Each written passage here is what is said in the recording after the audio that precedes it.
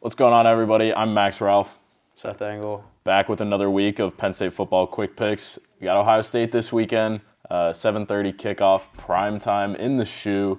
Been a while since Penn State's won there. What do you see going down in this one? I mean, this Ohio State offense is absolutely electric. I know there are questions about the defense early in the season, but it's gotten to the point where this offense is so good that it really doesn't matter which team they're playing. They're likely to drop over 35 in that game. Really like Chris Olave and Garrett Wilson. Jackson Smith-Njigba is another guy in the receiving core who's just absolutely dominant. When you have two first-round receivers, it's going to be very hard for any secondary to compete against. Luckily, Penn State's is pretty competitive, but what do you see from Penn State? Yeah, first of all, like you said, Penn State's secondary has been really good this year, but Ohio State's offense just has so many weapons. It's kind of unfair. You didn't even talk about TreVeyon Henderson, who has come on and been like one of the most dominant young running backs in the country. Last weekend, Penn State got absolutely gashed by Chase Brown in Illinois. And when I went back and watched the film, in a lot of cases, they just were really outmatched. And a lot of that came because of missing P.J. Mustipher.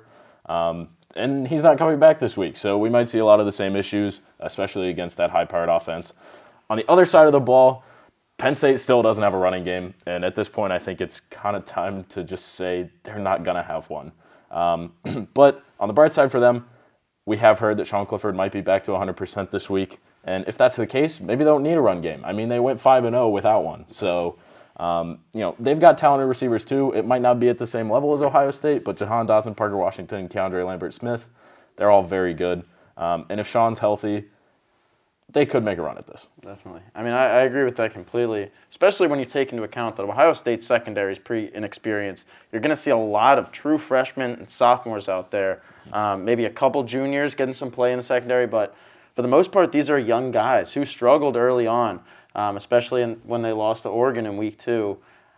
You got to remember that. Ohio State is a great team, but I don't think this game is going to be as close as people think just because of the secondary, who's going to be going up against two great receivers in Dotson and Parker Washington. Yeah, the spread's at 18.5. I actually do think Penn State probably covers it. I don't think they win the game. I've got this one playing out to the tune of 38-27 Penn State. Big rivalry game, primetime. It'll be closer than people think, I believe, but Ohio State's just really putting it all together right now.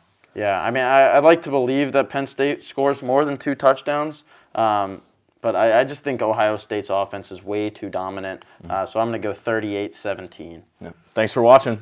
This is Penn State Football Quick Picks. Remember to follow the Daily Collegian on Twitter, follow our coverage at PSU Footblog and at collegian.psu.edu.